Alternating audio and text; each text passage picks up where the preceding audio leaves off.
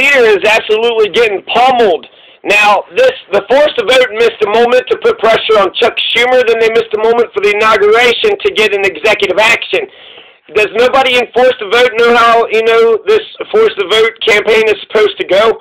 Well, we tried. We gave AOC one chance, and that was it, huh? If we would have gone after Chuck Schumer, Force the Vote would have put the pressure on Chuck Schumer, and then Joe Biden, then we would have hit all the houses and the presidency. Then I guess the Supreme Court would have been the next thing. But Force the Vote didn't go after Chuck Schumer. We took back the Senate, so we could have got a new leader of the Senate and then put pressure on Biden. How are we going to do that? We can talk a bunch of shit to Biden. And but apparently Force the Vote, I guess they're scared of men.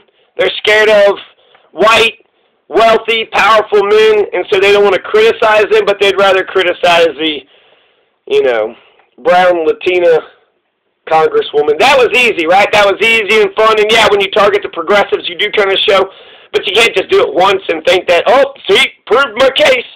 Oh, yeah, you might have proved your case, or maybe AOC just isn't going to, listen to Jimmy Dore. Maybe she's got some other plan for how we're going to get Medicare for all. Work within the system, be nice to Pelosi. Pelosi steps down. AOC becomes speaker. I don't know. They do keep telling us to wait. There isn't a sense of urgency. So, I still like Jimmy Dore. There's nothing, I love Jimmy Dore. Jimmy Dore is fantastic. Jimmy Dore is a national treasure, and he will always be so. But Jimmy Dore didn't target Chuck Schumer. Jimmy Dore didn't put the pressure on Joe Biden. Why wouldn't we force Joe Biden to do what he promised us to do? Get the damn public option, do executive order, public option, boom.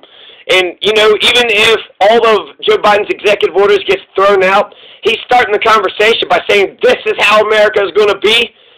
That's how America is going to be. Even if they get thrown out, here and there, the dreamers are going to be saved. The border wall is going to, immigration policies are going to change.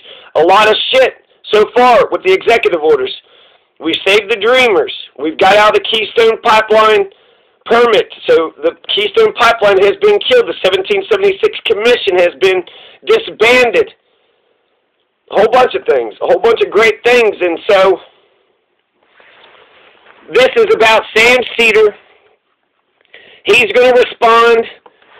So he had said this. To recap, I was yelled at for 3 hours for thinking that the leader of Force the Vote, Jimmy Dore, saying that AOC is the reason we don't have Medicare for all, was unhelpful, and in that very moment he was praising an armed right-wing militiaman who wants to destroy government, which does Medicare for all.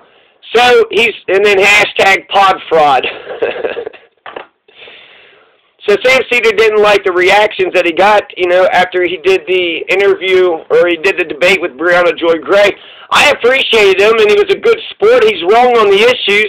I think that, I don't know. I mean, I guess I'm stuck between a rock and a hard place here. So I'm going to say what Sam Seder had responded. He said, folks have taken my issue with my use of yelled at in this tweet about Jimmy Dore, leader of the Force the Vote, praising the Boogaloo movement. It was imprecise, and I apologize for it. Admonished throughout 3 hours would have been more appropriate of a phrase. So Sam Seder said he was admonished. It was a debate, and, Briahna was very disappointed in Sam Seder, and rightfully so. So Briahna Joy Gray got to be emotional, and he wanted to put this thing to bed, but here, basically he reignited it. He wanted to put it to bed, but he reignited it by, carrying on with this chicanery.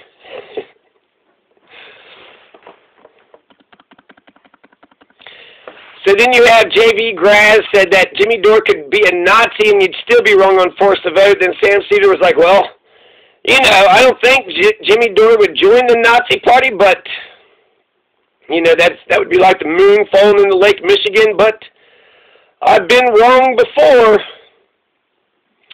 So that's not a very good argument, If you join the Nazi party, you don't want to join a Nazi to get Nazi shit. You're a Nazi, so fuck you, Nazi. So that's not a very good, at J.V. Graz, not a good point. Surely you'd agree that the billionaire right-wing money bankrolling these armed, no-lockdown militias probably a little more responsible for us not having Medicare for all than AOC, right? That's a good point. You know, the right wing does not want Medicare for all, no matter fucking what. I got a right wing representative, and so I'm like, shit. Does that mean I got to run against her? Because if you're sitting in a district that doesn't have a progressive, then that means you have no representation. That means your district, you live in a district that has been taken over by, you know, somebody with ideas that you don't agree with, and so therefore you should run. Briahna Joy Gray, she said, it was sincerely a pleasure to have Sam Seder on, to have you on. I'm sorry if my tone offended you. I invite folks to take a listen to what I thought was a valuable conversation here. The whole 3.5-hour thing is right up. You know, it was a good conversation. You know, I watched the whole damn thing. It was a good exchange of ideas. It was, you know, I do wish Sam Seder is more about, let's, you know, advocate and get some change. Sam Seder is more of a believer of progressive ideas. But if you don't advocate for them, it's like you just kind of, oh yeah, you want Medicare for all. Oh yeah, you want, you know, Patriot Act in. Oh yeah, you want the wars to end. Are you going to put pressure on anybody? Are you going to try to get any of those things? You're just going to sit back and just kind of make your smart aleck comments about different videos, just making fun of people here and there, and that's like what you're doing? Not really trying to change the world or nothing, just kind of saying you're going to change the world, but sort of, you know, basically keeping it all the same. He's been in the establishment for nearly, you know, 17 years or something, 18 years? With Air America, Janine Garofalo, and then for the last 10 years, the Majority Report, and it's been associated with the Young Turks Network.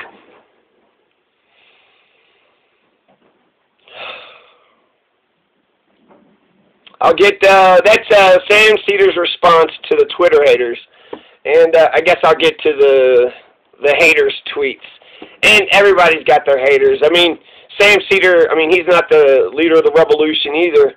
And I would like to see all of Twitter put, you know, pressure on Hakeem Jeffries and the damn representatives instead of all these media personalities.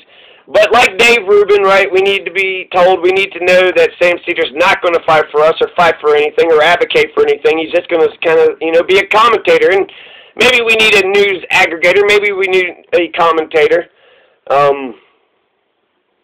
Yeah. But it'd be nicer if we had a whole bunch of Jimmy Dores, a bunch of people that, you know, are reporting the news and they're funny and they're interesting and they're pushing for change. That would be a lot better. That's a lot better. That's a media group that I could get behind, that I could support, that I can put my money, you know, that I can, that's something that I can champion and get behind. I'm sure he'll keep doing his show, and maybe he'll just be like Bill Maher, right? Just, you know, basically keeps on floating farther and farther out into outer space until eventually he'll just float into obscurity. But for now, I feel like Sam Seder's kind of showing some grace. He was a dick. He was a total dick with Force to Vote. He was such a prick about it. We needed him on board. So, yeah, this is poetic justice, but Jink deserves more of the, you know, shit, and Sam was unapologetic, so yeah. You don't fight bad ideas with censorship, you fight bad ideas with more ideas, more good ideas. And so that's what we on the Force to Vote need to do. Come up with better strategies, better ideas, get focused, you know, get learnt, and get the changes, the progressive changes that America needs. Let's hope we can do something like that.